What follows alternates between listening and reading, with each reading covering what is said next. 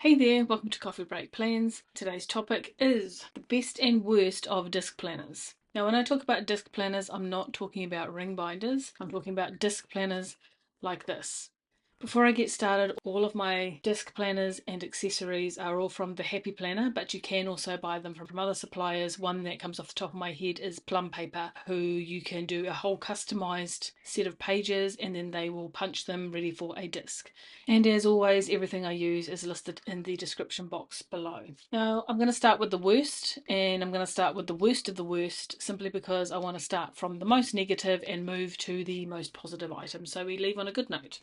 So the number one worst thing about a disc planner is its bulkiness. This is the classic sized Happy Planner. The pages are 9 by 7¼ inches. Once you add in your dividers, which stick out a little bit further, your top tabs, which stick out again in a different direction, and your covers, it is quite a sizable item. It is significantly larger than an A5, which is the most popular size for other planning notebooks. So you're looking at quite a bulky item. For me, although I've listed this as the worst thing, having more space on a page was one of the main reasons why I swapped to this system, so it suits me perfectly. The next worst thing about these planners is that the pages, covers and dividers can all become a little bit fatigued through constant use. It's okay if you just use your planner and you don't move things around too much, but once you start taking your pages out, taking your covers off, swapping your dividers out constantly, they can get a little bit of wear and tear. What I also find is that these edges sometimes turn up and then they catch on each other, and that adds to a little bit more wear and tear. I've never had it so bad that I've had pages in danger of falling out. It's always been pretty minor,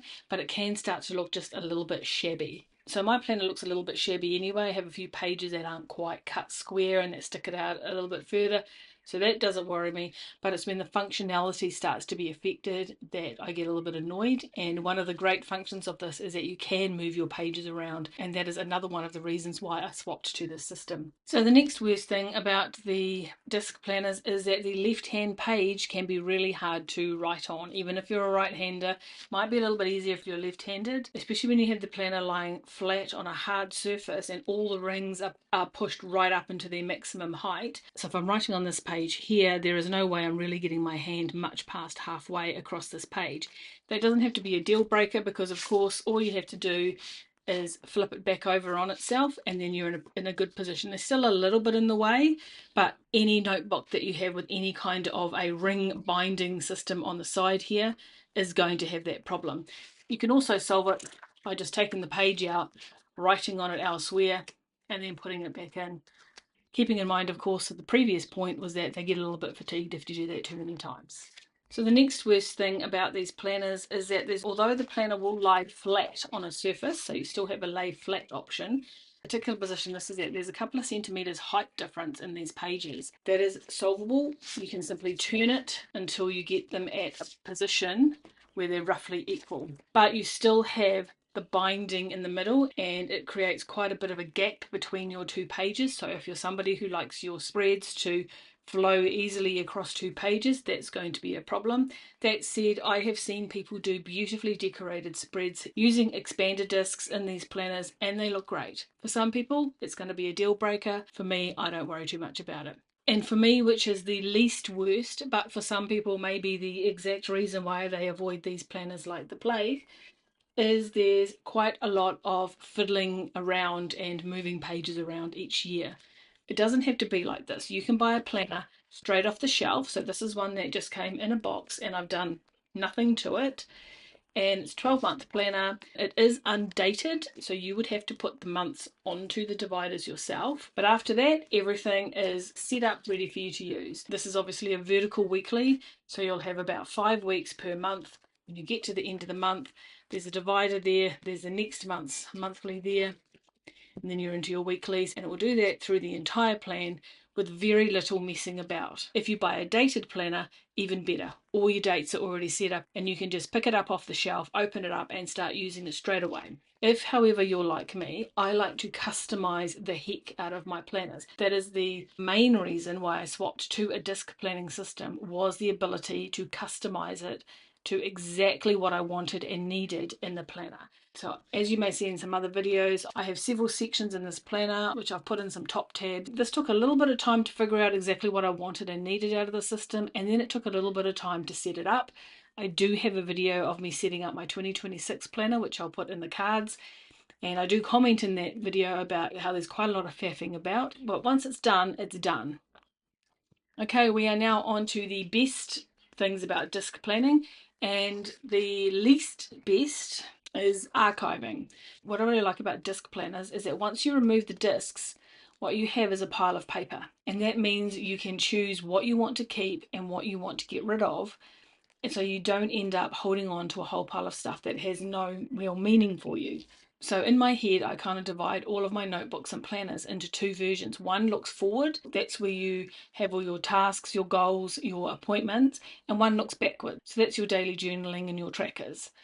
I want to keep all my journals and trackers, but I don't really care about what appointment I had on whatever particular day. Much further into the future than maybe a year. And I care even less about what I was doing a year ago at work. So I can take out my work items and I can put them in this archive, and then it's very likely that sometime next year I will simply take the discs out and recycle all of this. For my personal stuff, I do keep them a little bit longer, but the really important stuff are my trackers and my daily journaling, and that's all in this bound notebook.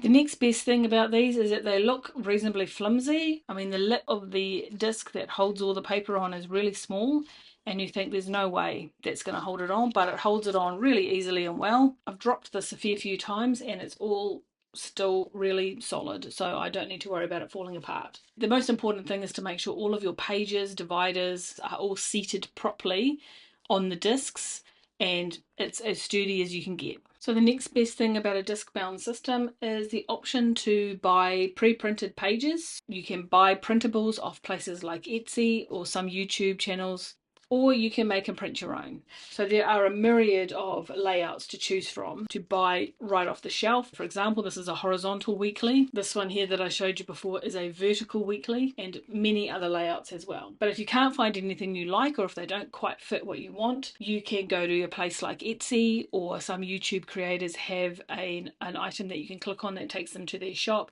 and you can buy something that somebody else has made that you think will suit what you need it for as well. Or if that still doesn't float your boat, you can go to Canva or other similar programs and you can design your own. The sky's the limit. The next best thing about a disc system is that it's fully customizable. You can pick your covers, your dividers, your layouts from a shop that supplies them. You can make your own, as I was just talking about. And that means you can have a planner that matches your aesthetic and your preferences. If you've watched this channel for any amount of time, you know that I am not a big fan of the rainbows and flowers that a lot of brands use as their main colour scheme.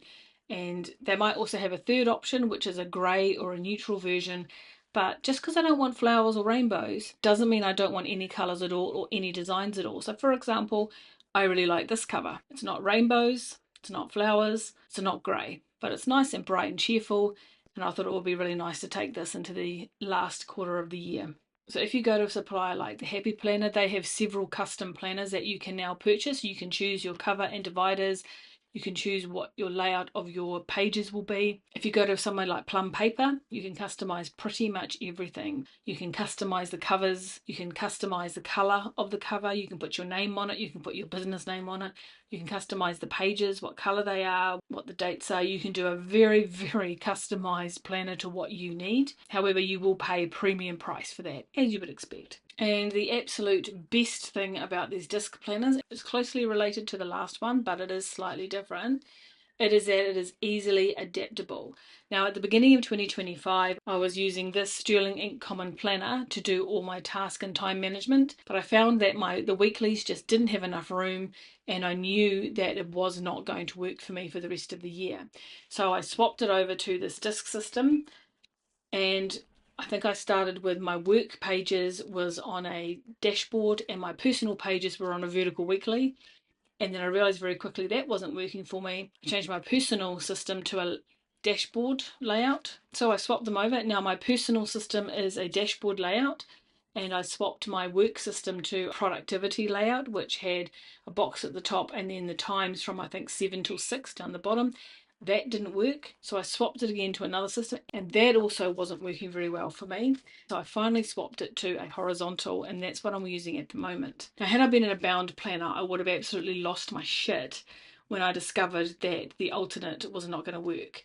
And I probably would have ended up sticking with whatever system I had that wasn't working, and I would have been annoyed for the whole rest of the year, and my productivity would have suffered. But because the disc system is super adaptable, I can chop and change as I need to. And I also don't feel as if I'm throwing away money on planners and materials that I'm not using. Because even though the dashboard didn't work for my work pages, it worked perfectly well for my personal pages. So I just moved them up the front and used them for a different purpose. And of course, I'm still adapting this system. Being in the disc planner means that I can continue to adapt it according to what it is I need. I don't need to worry about layouts not being used, pages going to waste, and expensive notebooks going to waste. Nothing worse than spending $100 on a really good notebook and not using it. It's a complete waste of money. And of course, the only reason that I allowed myself to move out of this $100 notebook is because I had a different use for this in mind, so I pivoted it and it hasn't gone to waste at all. So there you have it, the good and the bad of the disc bound system. As always, every advantage is also a disadvantage, and every disadvantage is also an advantage. All that matters is what works and doesn't work for you. So if you are using a disc system, or you're thinking about using a disc system, let me know what you think in the comments. That's it for now, so have a great week, and I will see you next time.